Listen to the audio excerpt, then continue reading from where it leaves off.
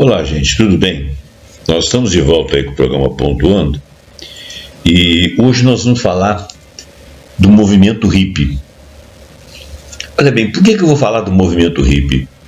Eu estava lendo uma notícia no Facebook e o Leonardo DiCaprio estava dizendo que ele era muito feliz porque ele era filho de pai e mãe hippies e que ele nasceu no meio daquelas comunidades, né? E que os pais dele se separaram assim, logo de cara que ele tinha nascido. Ele nunca conheceu o pai dele e a mãe dele como marido e mulher, mas ele sempre conviveu com os dois. O pai dele e a mãe dele sempre cuidaram dele desde novo, né? E ele se dizia muito feliz e agradecia aos pais pela mentalidade, pela maneira de ser, pela ideologia, pela forma de viver. Ele diz que nunca foi reprimido, nunca viveu no meio da sociedade da maneira como as pessoas vivem, e que ele se tornou artista e tal, ganhou voo solo, e aí ele fez a vida dele, e isso tem muito a ver com as instruções iniciais dos pais. Muito bem, então eu pensei, esse movimento hippie, ele foi um movimento contracultural, né? É claro que ele teve muita adesão ali, questão de moda, questão de jovens, de adolescentes, de universitários, de burguesia e tal. Mas ele teve adesão também de outras camadas e por outros motivos que não tenham sido moda. Tinha um astral na época, que era aquela época que eles queriam vencer a questão da Guerra Fria, a questão das guerras que existiam no mundo, aquele mundo muito estereotipado, uma moral religiosa muito tola, uma visão de sexualidade e de papéis de sexualidade e de papéis sociais muito rígidas. Então o movimento hippie, ele veio numa onda anterior aí, já querendo se libertar disso aí. É interessante falar disso aí por causa da relação que existe dessa contracultura daquela época, da década de 1960, que tinha começado um pouco antes com o movimento beat, né? E agora com essa questão da cultura mais ligada à preservação do meio ambiente, a questão do consumo. Hoje em dia a gente não tem muito espaço para poder discutir essas coisas, as pessoas são extremamente consumistas. Nesses últimos 60 anos, é visível que a sociedade foi retrabalhada para ser uma sociedade de alto consumo. A gente consome de tudo, né? A gente consome ideias, a gente consome roupas, a gente consome estilos, ideia já falei, música, a gente consome tudo, e é tudo muito rápido, tudo muito descartável. Então, quer dizer, nós precisamos de uma outra contracultura, sendo que essa contracultura agora, ela é muito mais difícil, porque hoje nós temos muitas mentes envolvidas, nós temos muitas culturas diferentes envolvidas, e nós temos um mundo que tem mais polos, mais sociedades discutindo parâmetros, e isso faz uma diferença, né? Então, eu vou começar a leitura, uma coisa ou outra que eu for lembrando, daquilo que eu sei, porque eu sou uma pessoa de 69 anos, e isso quer dizer o seguinte, que na década de 60 eu era garoto, né? Eu percebi o movimento ali da contracultura, mas nos países centrais principalmente, aqui na minha cidade tinha também, alguns caras mais velhos praticavam, eu não sei até que ponto aqueles caras eram verdadeiros, se aquilo era uma instrução política. Logo depois, na década de 60 já, eu saí da adolescência e entrei na universidade, vivi um pouco desse tempo, eu tinha a indumentária desse tempo, a mentalidade desse tempo, e essa mentalidade ela ficou muito em mim, porque embora eu me pegue consumindo coisas e tudo, mas assim, eu não tenho um valor intrínseco para aquilo, e eu de repente não sinto tanta necessidade quanto eu vejo as pessoas consumirem, e não acho que aquele status tem tanto significado para mim. Claro que eu estou no roldão, eu não sou nenhum ideólogo, nenhuma pessoa da contracultura que se posicionou, que escreve livros, que tem grandes ideias, não. É uma sensação íntima que tinha sintonia naquela época. Eu me lembro que eu saía com meus colegas tinham muito aquele negócio de roupa, trocar de roupa mais na moda e tal, e eu tinha assim, uma certa tranquilidade com relação a isso. Eles tinham aquele negócio assim, meu pai tem um carro tal, eu visto a roupa tal, a marca tal, e eu tinha uma certa tranquilidade com relação a isso aí. Agora também tem uma coisa, né? A minha família era uma família de imigrantes, né? Como de resto aqui no Brasil está cheio de família de imigrantes, não era diferente de muita gente. Mas a minha família era de uma família de imigrantes e o meu pessoal não era muito consumista, meu pessoal era de guardar as coisas, porque eles vinham de uma era de escassez. Eram imigrantes que tinham saído da terra deles por absoluta falta de condição realmente de sobrevivência lá. E quando eles chegaram aqui, isso aqui era o paraíso, então eles guardavam tudo. Aí eles passaram pelas guerras. Nas guerras, eles sentiram aquela sensação de falta. Então eles tinham a necessidade de criar gente para preservar as coisas, para valorizar as conquistas e preservar inclusive pessoas, amigos, conhecidos, ajudar os outros. Então era uma mentalidade assim, muito de grupo, de assessoramento. Agora, não é assim tipo brasileiro que fica um cheirando o outro, sabe da vida do outro, não.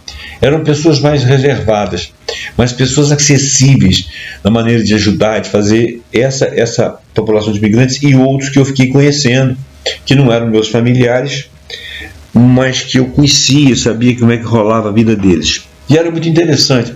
Então eu tenho muito isso em mim. Eu sei que tem outras pessoas aqui na minha cidade que têm coisas similares, né?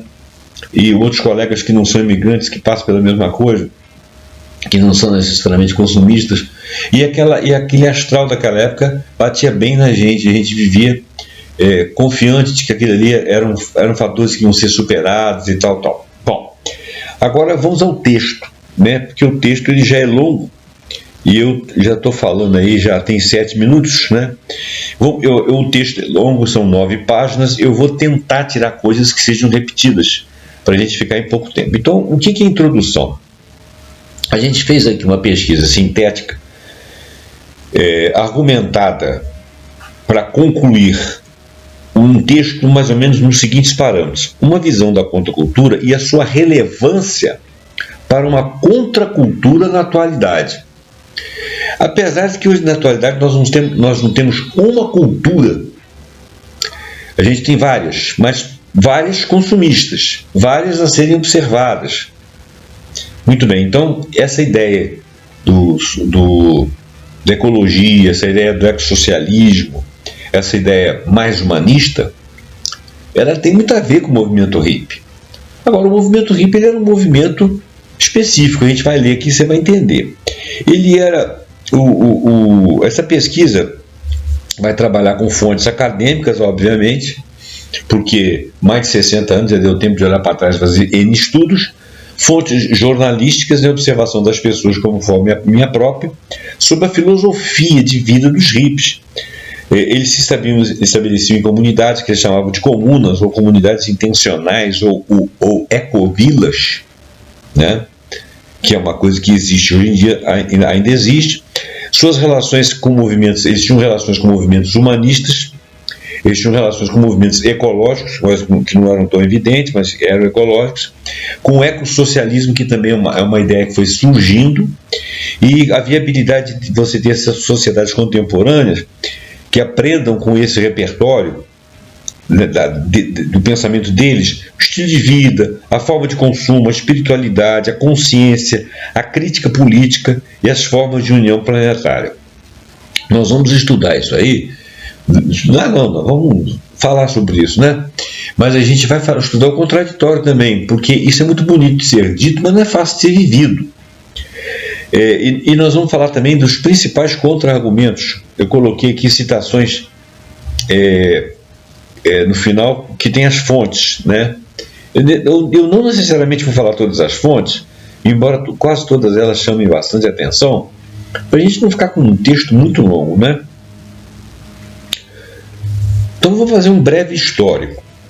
O movimento hippie surgiu com um amplo fenômeno contracultural nas décadas de 1960 e 70, com as raízes em correntes anteriores, no Beat Generation, que eram os movimentos pacifistas, movimentos estudantis e culturais. O movimento Beat, que redundou, eu não vou falar disso agora não, porque senão vai ficar muito extenso, mas o movimento beat ele já era um movimento pacifista, já era um movimento que tinha humanidades, leituras, já tinha alguns ideólogos, mas não vamos falar disso agora não. E os princípios centrais, que vinham também desses movimentos, por serem humanistas, era antimaterialismo, experimentação espiritual, ou seja, sincretismo com tradições orientais e práticas New Age, que mais tarde foram chamadas de New Age, Nova Era. A sexualidade libertária era vista cada vez mais como sendo uma quebra de padrão, e formas alternativas de sociabilidade. Tudo combinado a uma crítica ao tecnocrata capitalista, né, a tecnocracia capitalista, ao formato de vida em guerras, conforme era especialmente a do Vietnã Central naquela época, mas não apenas ela. E essa tendência foi tanto cultural, quanto foi estética, quanto foi da música, quanto foi da moda, quanto foi política, quanto foi espiritual. A gente vai fazer en passant. Eu não vou falar da estética, da cultura e da música e da moda, porque, primeiro, que eu já fiz um programa muito aí para trás falando de contracultura. Foi um videozinho rápido. Ele é muito interessante, esse vídeo, modéstia à parte. E segundo, que a nossa preocupação aqui, em tempos de COP30, né, é exatamente verificar que a gente está revisitando certos parâmetros e que isso já foi trabalhado lá atrás. Como é que eram essas comunidades... Peraí que eu soltei um pedaço aqui. Então, tudo isso combinado com a crítica à tecnocracia do capitalismo. Muito bem. Os teóricos e historiadores que analisaram o fenômeno, o Theodore Roszak, o Timothy Miller, e entre outros estudos de outros autores da cultura sociológica que nós vamos mencionando aos poucos aqui, tendem a ler os hippies como um tipo de contracultura, que expressou ao mesmo tempo uma recusa moral e uma busca por novos sentidos na comunidade e valores. Esse Roszak, por exemplo, ele uniu a crítica à tecnocracia a uma busca por formas de vidas mais integradas, menos tecnocráticas. Você vê que hoje em dia nós vivemos uma vida muito tecnocrática, né? Comunidades intencionais, que são os comunes, né? As chamadas ecovilas. O que essas coisas foram? Ora, os hippies e seus aliados fundaram centenas de comunidades intencionais no campo, né? E algumas próximas das cidades, ou dentro das próprias cidades, que variaram muito em ideologia e organização e também em durabilidade. Houve grupos, desde grupos espiritualistas e religiosos até coletivos secularizados com economia compartilhada. Muitas dessas ecovilas falharam por questões práticas, por questões sanitárias, né? Você precisa de um ambiente sadio para você ter crianças, para você tomar uma água limpa, e isso você depende de uma estrutura organizada. Então, se você tem uma sociedade alternativa que está brigando contra uma sociedade formalizada e você depende dela, isso cria problemas, né? Então, questões práticas sanitárias, algumas questões financeiras, né? E alguns conflitos, obviamente, onde você tem reunião de humanos, você obrigatoriamente tem conflitos, né?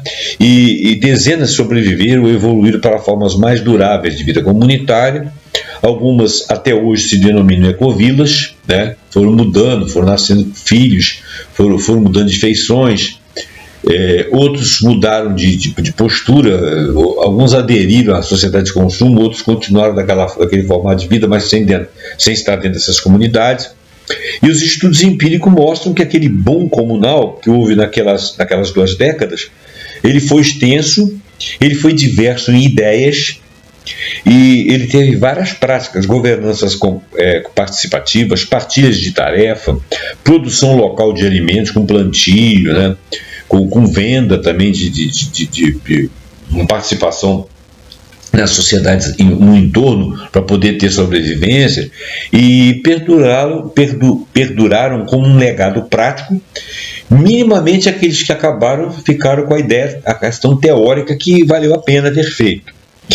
Os guias contemporâneos sobre ecovilas, por exemplo, a Diana Leaf Christian, uma delas, né, eles traduzem essas experiências com ferramentas práticas, né? Então eles olham ali, por exemplo, como é que era o critério de seleção de membros, como que era a governança, a resolução dos conflitos, planejamento econômico, como que era a sustentabilidade daquele projeto, apontando que muitas lições dos anos 1970, 1960, 1970 do século passado foram úteis e exigem apenas uma profissionalização e instituições mínimas na atualidade para a sobrevivência, porque algumas mantiveram e o estudo delas dá para você perceber o que poderia ter sido feito para que elas melhorassem e pudessem ser preservadas, ou as que foram preservadas, se não poderiam estar melhor.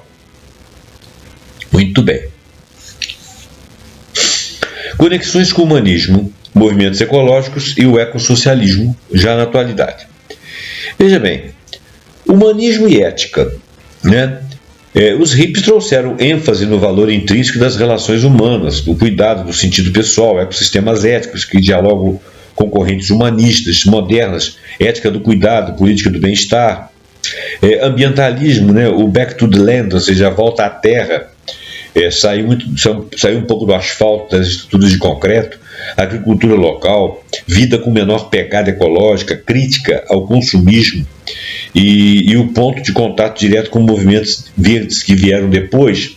Muitas práticas comunitárias anteciparam ideias centrais hoje nas políticas de sustentabilidade.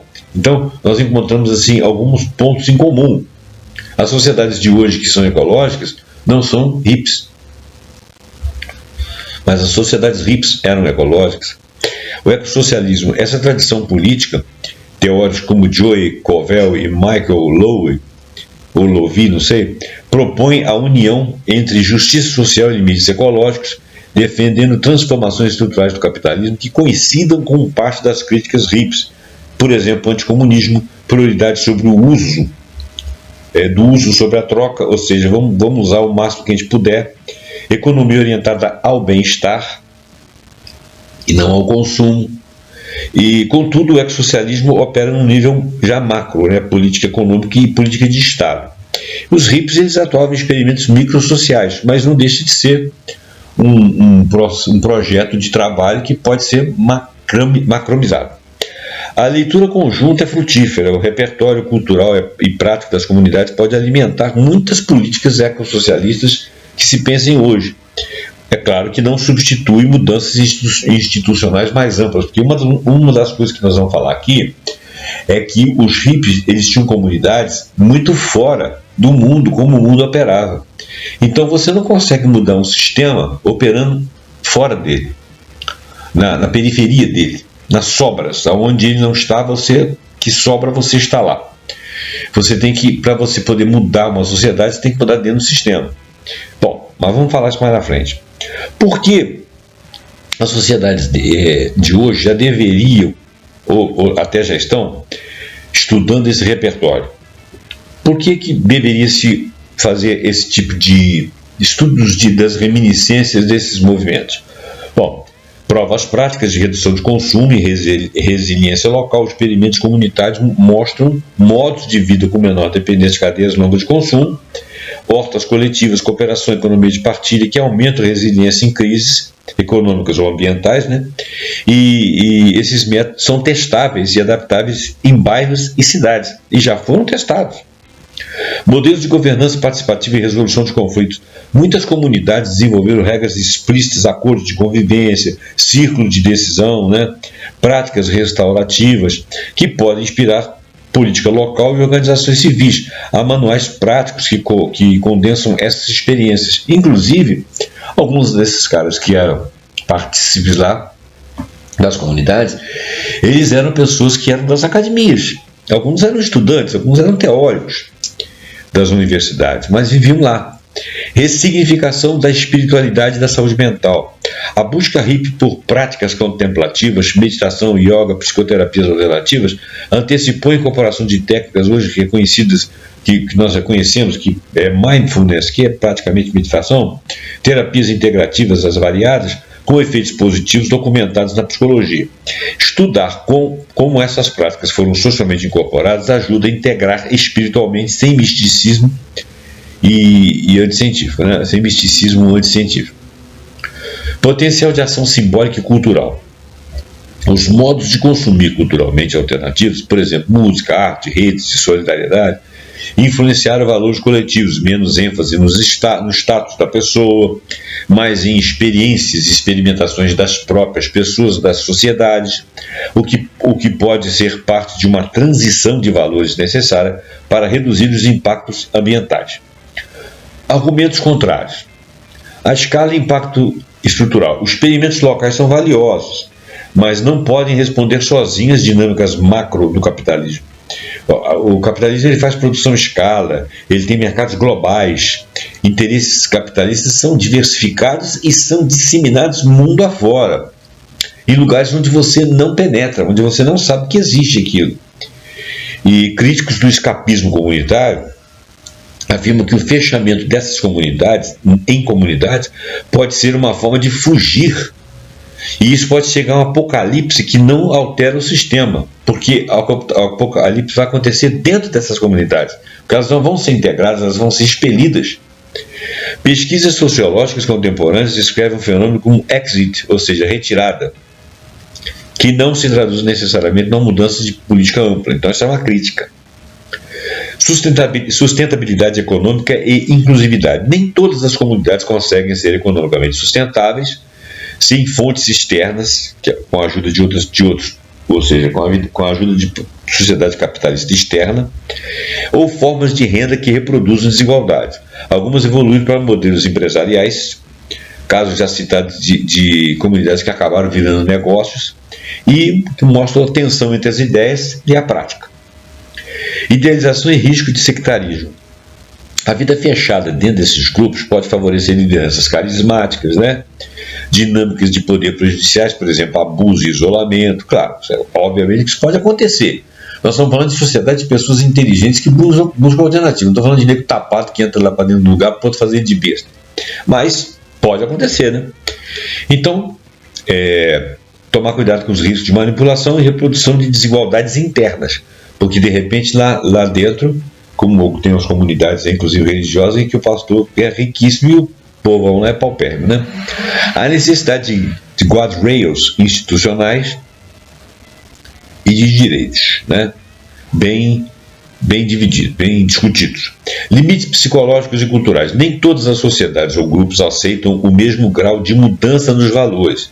Mudança ao mesmo tempo na sexualidade, na espiritualidade, na estrutura familiar.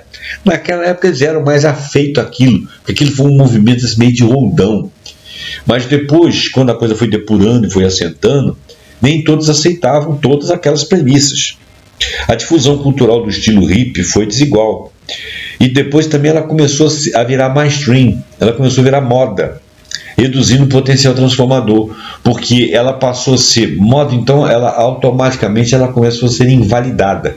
Aquilo existia para ser como fosse um broche, um maneirismo. A pessoa falava, eu não ligo para isso, mas ligava.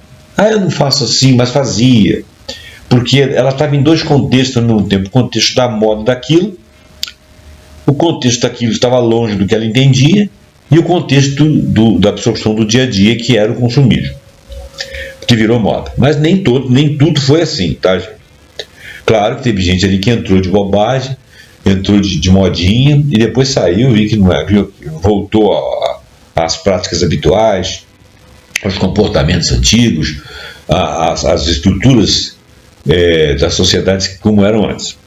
Exemplos contemporâneos e estudos de caso. O Dancing Rabbit, no Missouri, nos Estados Unidos, era uma comunidade intencional que pratica sustentabilidade e tem regras para consumo de energia.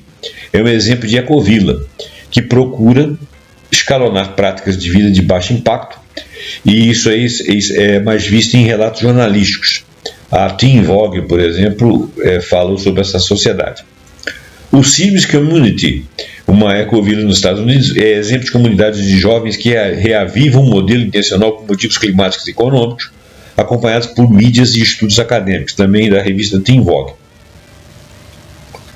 Comunas históricas como Hog Farm, The Farm Tennessee, Brotherhood, Sunburst, e entre outras, documentadas por historiadores das comunas, algumas persistem, outras vieram a ruir, e algumas geraram lições de governança e prática documentadas, inclusive.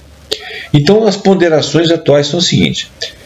A experiência hippie comunal oferece um catálogo de testado de práticas, produzir localmente, compartilhar recursos, governança participativa, práticas contemplativas. É claro que isso é relevante para enfrentar problemas contemporâneos, que é a crise climática, solidão urbana, consumo excessivo, tá.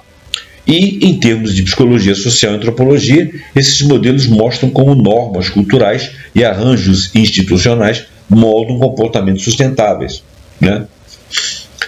Basta você querer fazer aquela mudança. Integração sistêmica. Aceitar essas lições exige integrá-las a políticas públicas e reformas econômicas. É óbvio. Senão você não consegue agir sobre a sociedade. Então, se você hoje tem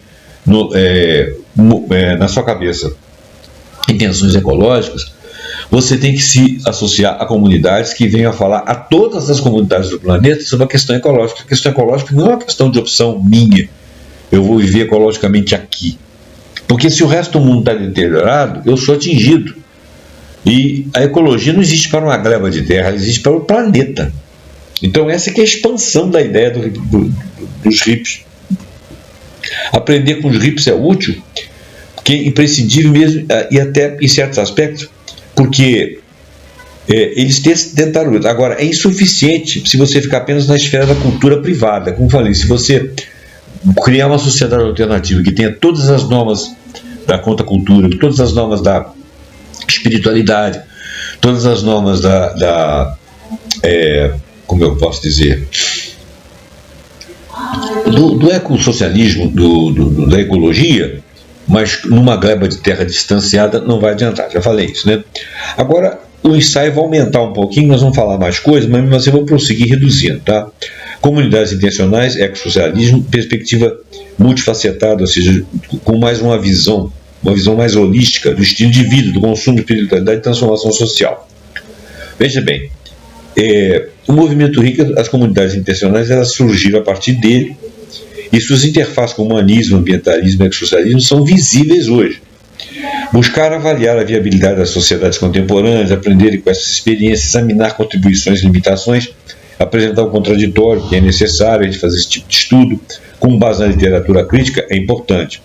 Utilizamos autores como Theodore Roszak, Timothy Miller, Diana Leaf Christian, que deve ser Diana, Joel Covell, Michael Lovey, além de pesquisas antropológicas e sociedades alternativas e muitas outras figuras, né? Então, essa contracultura, que é o chamado movimento hippie, constitui um fenômeno que ele ultrapassa o imaginário estético visível daquela época. Ele se firma como um laboratório social e filosófico. Debates sobre consumo, comunalidade, espiritualidade, crítica ao capitalismo e harmonia com a natureza tornaram-se centrais na vida dessas comunidades e continuam relevantes frente à crise climática, frente ao individualismo neoliberal dos tempos atuais e aumento de transtornos psíquicos em sociedades industrializadas. Isso é importante observar. Investigamos, então, sociedades contemporâneas que podem lutar, ao estudar esse repertório, não com uma nostalgia daquela época, daquela ideia, não, mas como fonte prática de coisas testadas, hipóteses sociológicas sobre convivência, estudos dentro das academias, as economias, as ecologias e a consciência. Então, o método aqui, ele é entre várias disciplinas. Por exemplo, psicologia social. Nós vamos fazer análise de comportamento, é essencial que se faça análise de comportamento coletivo, propensão à cooperação, o bem-estar subjetivo, né? O que é bem-estar? Tem uma escala de subjetividade no que é bem-estar. Em contextos comunitários, né? Efeitos psicossociais de uma vida compartilhada, a antropologia, o estudo das sociedades alternativas, né? O uso das etnografias. Etnografias são culturas e modo de vida de um grupo social específico. Então, o estudo dessas etnografias e relatos sobre como que funcionaram as comunas, ecovilas, comunidades intencionais, movimentos neotribais e sociedades contraculturais, assumidamente. Sociologia histórica, contextualização do surgimento desse movimento, sua evolução, a transformação cultural que ele fez acontecer, o impacto político do seu acontecimento, estudos ambientais e ecossocialistas, avaliação do potencial ecológico e político da prática comunitária, relacionando a debates contemporâneos sobre transições socioecológicas, e contracultura, que é crítica ao tecnocratismo, né? O movimento hippie consolidou-se por uma resposta à sociedade industrial excessiva, à excessiva tecnocracia, ao excessivo militarismo. O Roszak, de 1969, em sua publicação, ele analisa a contracultura como rejeição intelectual e espiritual à racionalidade instrumental que regia o capitalismo avançado e a política da Guerra Fria. Então existia uma premência, né? Hoje a gente não percebe de repente, mas existe também.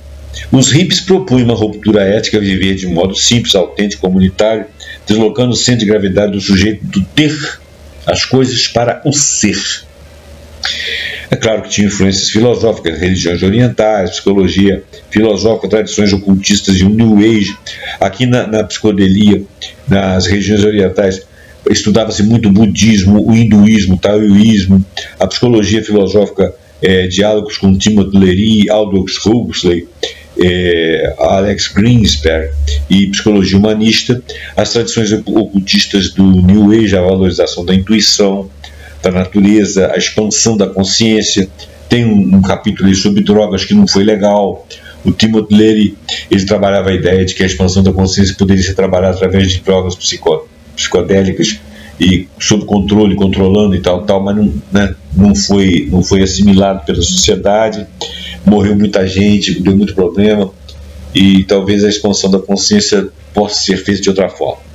Essa pluralidade deu ao movimento um caráter sincrético, de experimentalismo também, né? Válido de ser estudado.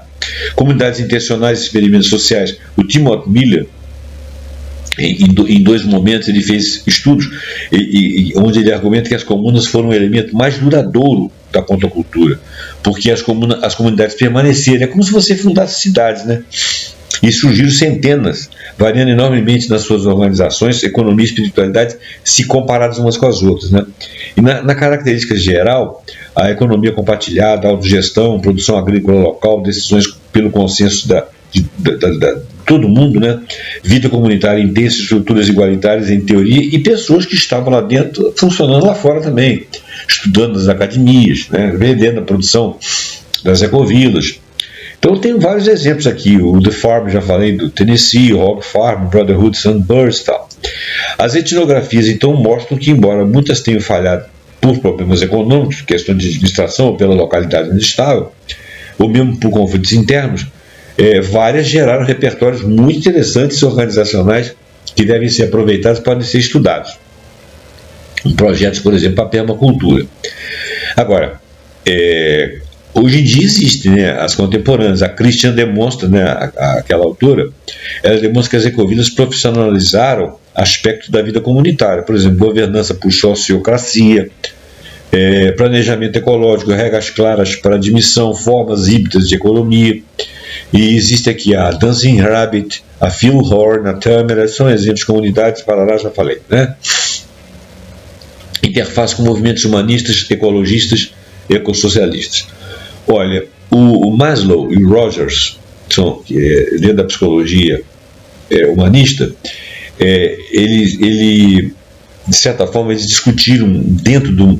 não é que eles discutiram dentro, mas ao analisar o movimento dos hippies, um ethos de autenticidade, um ethos de criatividade, expansão da consciência e crítica ao autoritarismo. Então a análise de Maslow e de Rogers é de que eles foram autênticos, eles realmente fizeram crescer algo ali dentro. A ênfase nas relações humanas como forte significado ressoa na ética do cuidado que deve ser transposto para a contemporaneidade, né? A contracultura introduziu práticas ambientais antes de se tornar mainstream, né? Hoje se fala de ambientalismo, naquela época não se falava, mas ele já tinha introduzido agricultura orgânica, alimentação natural, redução de consumo, de vida off-grid. Esses elementos são hoje pilares dos movimentos ambientalistas. O ecossocialismo, o Joy Covell e o Michael Levy articulam justiça social com limites dentro da ecologia, propondo uma crítica macroestrutural ao capitalismo. Embora mais teóricos e políticos que os próprios hippies, esses dois autores compartilham valores: anticonsumismo, priorização de uso sobre lucro, visão ecológica na integralidade, não considerando apenas a sua gleba, mas todas as outras, outros países, inclusive. A diferença é de escala. Os hippies atuaram localmente. O ecossocialismo atua estruturalmente e pretende ir para todas as sociedades. Viabilidade e adaptação à nossa contemporaneidade. Olha, sustentabilidade prática. Estudos ambientais mostram que as comunidades intencionais reduzem significativamente a pegada ecológica, a produção de lixo e o consumo energético. Então, se é verdade isso, nós temos que pensar em termos, nós não falamos o tempo todo de sustentabilidade, saúde psíquica e bem-estar. Pesquisa em psicologia social indicam que a participação comunitária aumenta o bem-estar subjetivo, a sensação de estar acompanhado, diminui a questão da competição, porque não se quer ter, quer-se ser. Apoio da sociedade, ou seja, uns pelos outros, senso de propósito, ou seja, de finalidade de estar criando, fazendo alguma coisa com as finalidades, as famílias, a autossubsistência. E as comunidades funcionam como micro-laboratórios públicos da democracia participativa, criando repertórios reaplicáveis em cidades. Claro que cidades maiores são mais complicadas, mas a gente não quer também cidades maiores, né? Não sei por que hoje em dia se pensa tanto em grandes burgos, né? O burgo muito grande, ele te dá muita opção, mas ele te dá muito estresse. E depois que você entra para o burgo maior, você tem dificuldade de retornar ao menor. Então o ideal seja que a sociedade seja de mais locais, menos aglomeração, para ter mais qualidade de vida. A educação com simplicidade, valores para consumo consciente, alimentação saudável, o mindfulness, né? Hoje são integradas as políticas de saúde e educação, inclusive dentro e fora das vilas. Agora, contraditório. Muitos autores afirmam que as comunidades locais não transformaram a estrutura econômica global. Isso é óbvio. O risco de secessão cultural, artigo falado pelo Hallmeyer, que é um autor, pode enfraquecer movimentos sociais mais amplos, né? Secessão cultural por quê? Porque a pessoa não quer sair daquele modelo dela. E o outro tem um modelo pequeno, ele não se consegue se convencer, não se integra. E impede que ele se integre, né? Então nós temos problema de escala. Falhas internas, diversas colunas ruíram por conflitos interpessoais, falta de regulação, lideranças carismáticas manipuladoras, aquele cara que quer aparecer, entrou ali só para ser o maioral, desigualdade de gênero, homens e mulheres não praticaram ali uma igualdade necessária, porque a ideia principal é essa, começa por aí, e desigualdade no trabalho, de ganhos inclusive. Dependência do capitalismo, quer dizer, eles ainda dependiam das estruturas externas a eles. Grande parte das ecovilas dependia de renda externa. O turismo espiritualmente motivado, com doações, às vezes, quer dizer, funcionava como fossem sociedades necessitadas, limitando a sua autossuficiência e, portanto, limitando o seu poder político, né? O estilo hippie foi transformado em estética de mercado, então ele acabou virando moda, virou festivais, produtos naturais, diminuindo o seu potencial crítico e incisivo, porque muitos que não estavam nem aí e que não eram imbuídos daquelas ideias, passaram a usar o biotipo, o estilo, o estereótipo, sem que as ideias fossem verdadeiras. Então o repertório hippie das comunidades intencionais constitui um laboratório valioso para pensar alternativas de sociedade.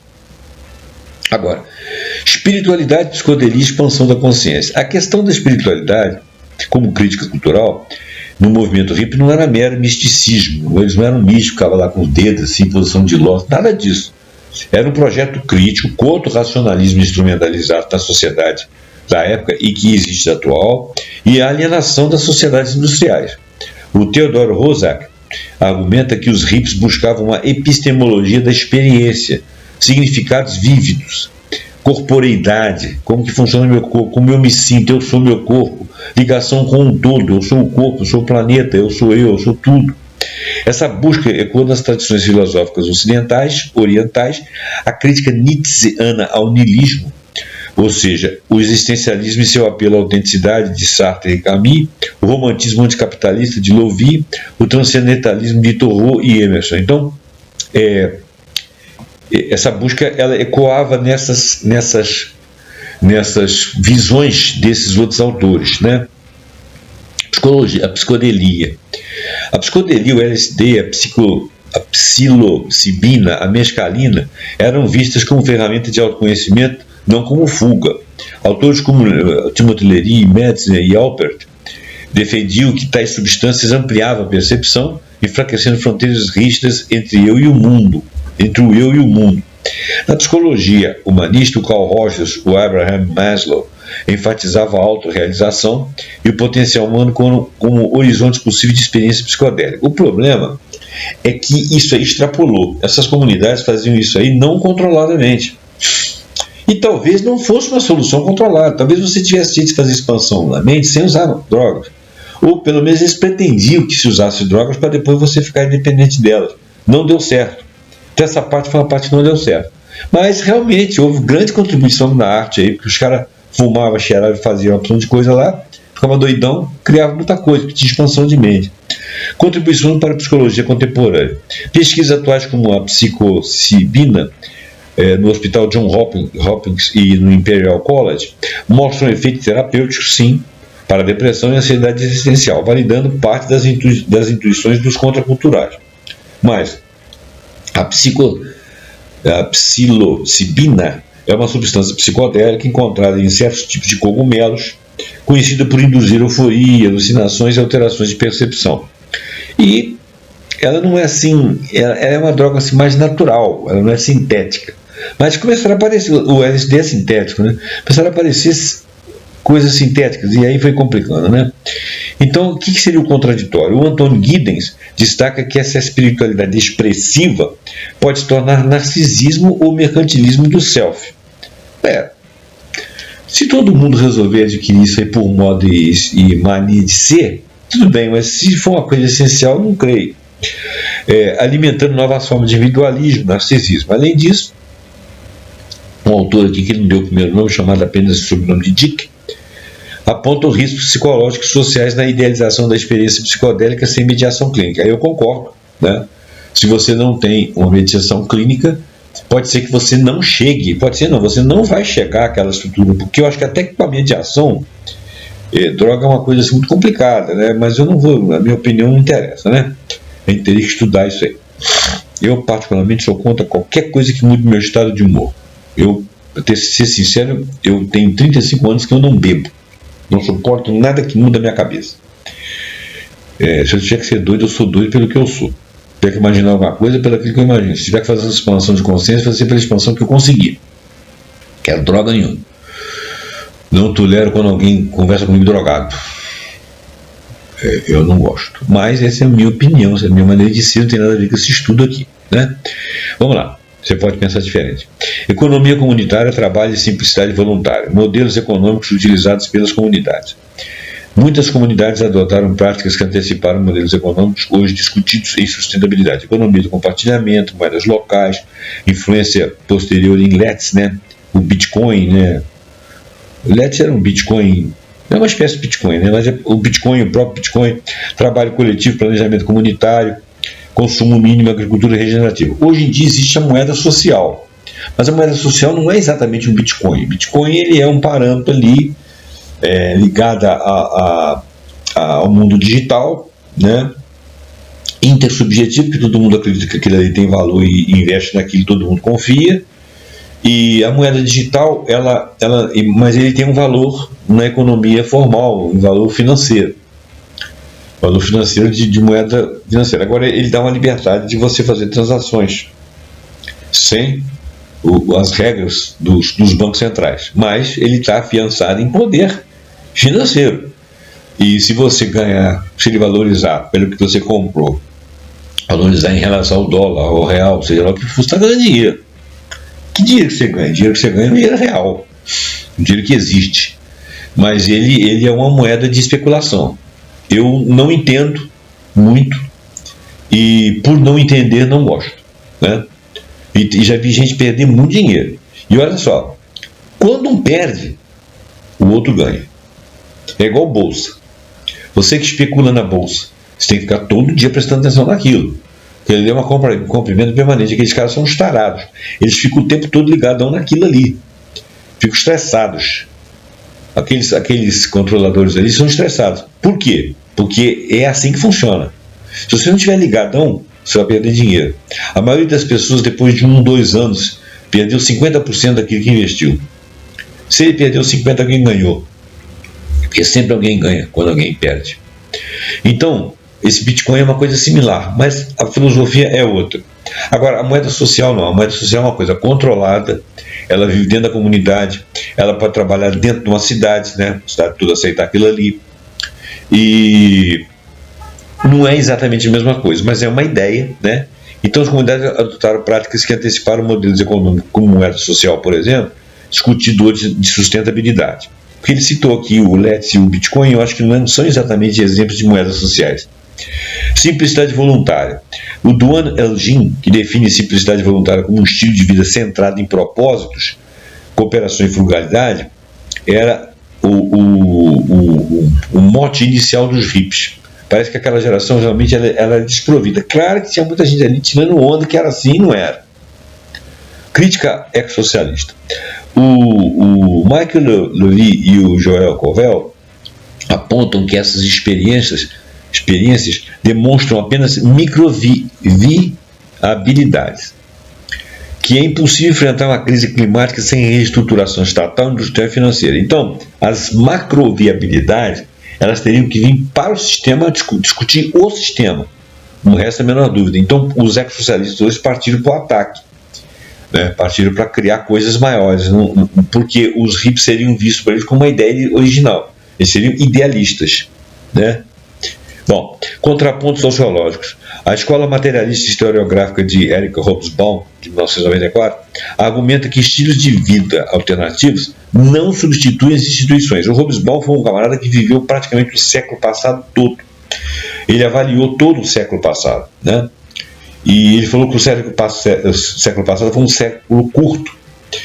E curto porque algumas coisas ele custou para acontecer, que o século XIX não acabava, e quando aconteceu ele já prenunciou o século XXI. Mas o século XXI, sinceramente, eu não vou discutir com o Hobsbawm porque ele é uma potência, já faleceu, né? Faleceu com 95 anos, mas o século XXI,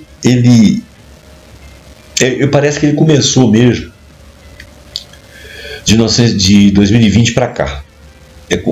Foi onde tiveram os grandes rompimentos, a confirmação de alguns rompimentos, né? Mudou muita coisa, eu estou sentindo isso. Eu não sou nenhum analista profundo, não, mas eu sinto isso no ar. O Hobsbawm não está mais entre nós, né? E é claro que nenhum gênio, nenhum estudioso tem a falar a verdade sobre todos os fatos. Mas eu creio que ele foi pragmático quando ele falou que se você cria sociedade alternativa, mas você tem que começar a fazê-las virar instituições alternativas, senão você não muda o todo, e ele tem razão. Agora, relações de gênero, sexualidade, estrutura comunitária. Houve uma transformação das normas sexuais, a sexualidade do gênero, daqueles códigos antigos vitorianos que o século XIX não acabava, abrindo espaço para amor livre, poliamor, maternidade coletiva, crítica ao casamento patriarcal, famílias que criavam mais de um filho, cuja referência dos filhos não era apenas pai e mãe, mas era pai, mãe, avô, tio, o amiguinho do lado, o pai do amigo, que viviam todos em comunhão. E as relações eram mais livres também. Isso aí poderia ser discutido em termos de sociedade, porque a sociedade ela pode criar as suas regras, as suas normas, aquilo que ela gosta, aquilo que ela não gosta, né? Então, existe obviamente que tem limites, né?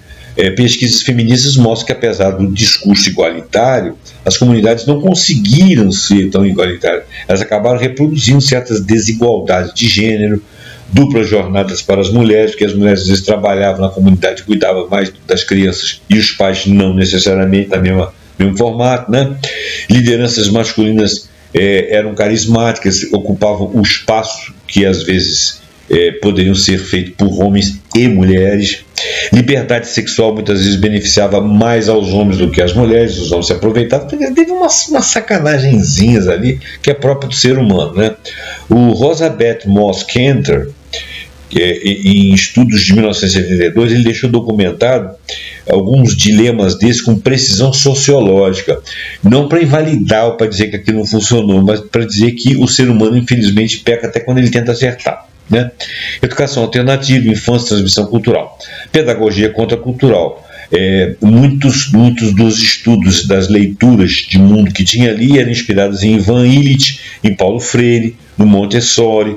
Muitas comunidades adotaram ensino não diretivo, aprendizagem baseada em projetos, educação emocional, contato integral com a natureza. E existia lá o The Farm School, o Summerhill, né?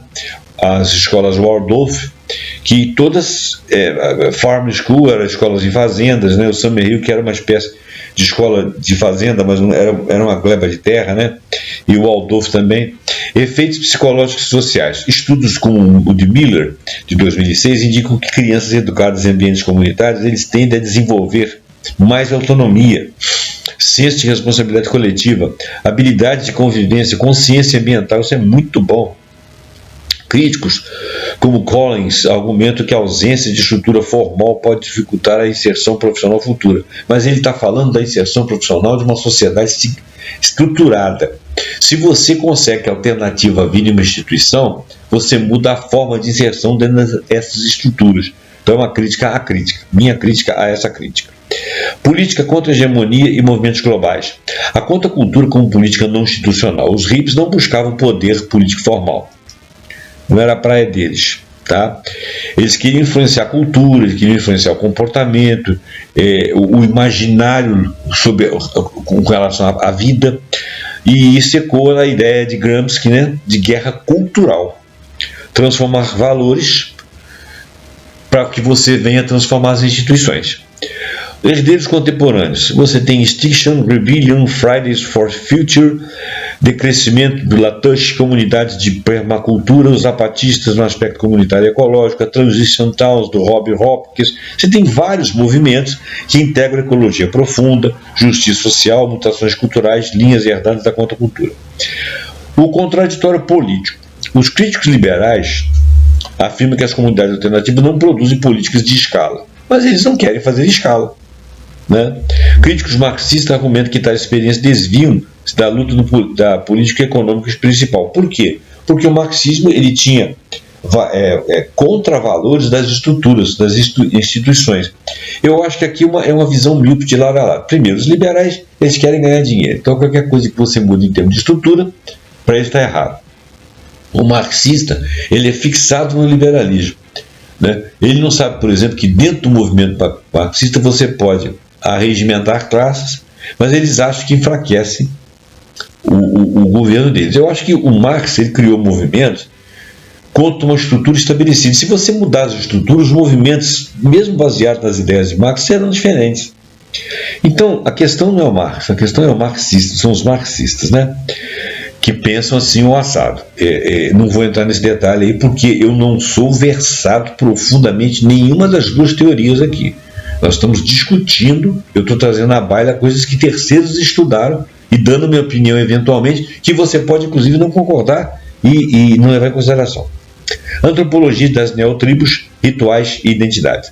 O Michel Maffesoli, numa publicação de 1996, ele fala das neotribos como sendo agrupamentos afetivos, efêmeros, ritualizados, né? Como sendo um retrato preciso da sociabilidade contracultural. Foi o que aconteceu, né?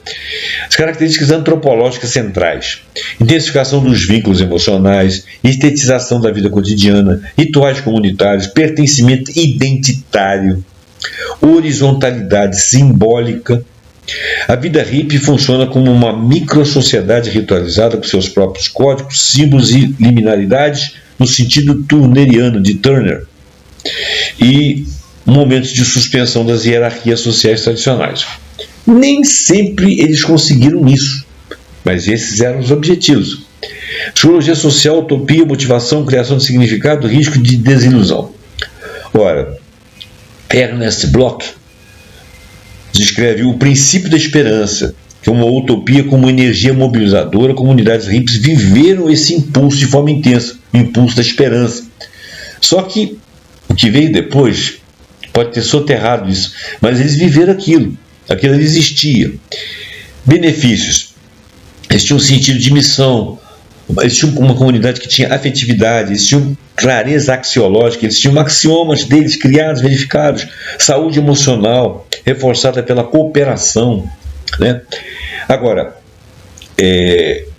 tinham desilusão e burnout? Sim, porque os estudos indicam que altos ideais que eles queriam, praticavam, iam gerar exaustão grupal, frustração, radicalização interna, colapsos emocionais coletivos, até porque você se defrontava com uma sociedade externa totalmente diferente. Então era muito difícil você viver na sua bolha. Não na bolha, mas dentro dos seus ideais. O Timothy Miller mostra que muitas comunas não sobreviveram ao choque com a realidade econômica, porque os caras ficavam na ruim, né? Precisando das coisas. O cara precisava de um remédio para o filho. As comunidades acabavam se tornando comunidades pobres, dependentes. Isso complicou, né? Então, globalização, crise climática e retorno das utopias concretas. A crise climática reacende os interesses por comunidades. As ecovilas, as comunidades regenerativas, são cada vez mais estudadas como modelos piloto da transição socioecológica. As tecnologias digitais, as comunidades distribuídas, nômades digitais, eco-hackers, makers, né, integram tecnologia como descentralização comunitária, que naquela época era impensável. Então, hoje em dia, as pessoas parecem que vivem fora das comunidades, porque vivem nas redes, digitalmente. As tecnologias digitais hoje, elas mais separam do que criam grupos. Os grupos estão juntos naquela junção dispersos, porque está cada um num lado do planeta. Isso é complicado, não sei como avaliar isso, eu não sei. Michael Levy e Joel Covel destacam que mudança civilizacional, é claro que ela é uma exigência. Distribuição de riqueza, controle social da produção, planejamento ecológico, desmercantilização dos bens essenciais à vida. E as utopias hippies tornaram então relevantes quando articuladas as políticas públicas, movimentos de massa e tecnologias sustentáveis. Quer dizer, o que nós podemos fazer hoje? Precisamos de mudar a sociedade. Precisamos de criar comunidades afins, com mais afeto, com menos ter, com mais ser, né? Com menos competitividade, protegendo o planeta, protegendo as outras sociedades, trabalhando em prol de todas as sociedades, parando de competir, jogando nosso narcisismo no chão e vivendo. Então, gente, é isso aí. Desculpa aí que a minha respiração está péssima, que eu estou meio gripado. E até o próximo programa Pontuando. Agora passa esse vídeo para frente. É uma ideia boa da gente conversar. Compartilha, deixa seu like, deixa seu comentário. E até o próximo programa Pontuando com algum assunto que nós achamos muito interessante. Até lá e muito obrigado.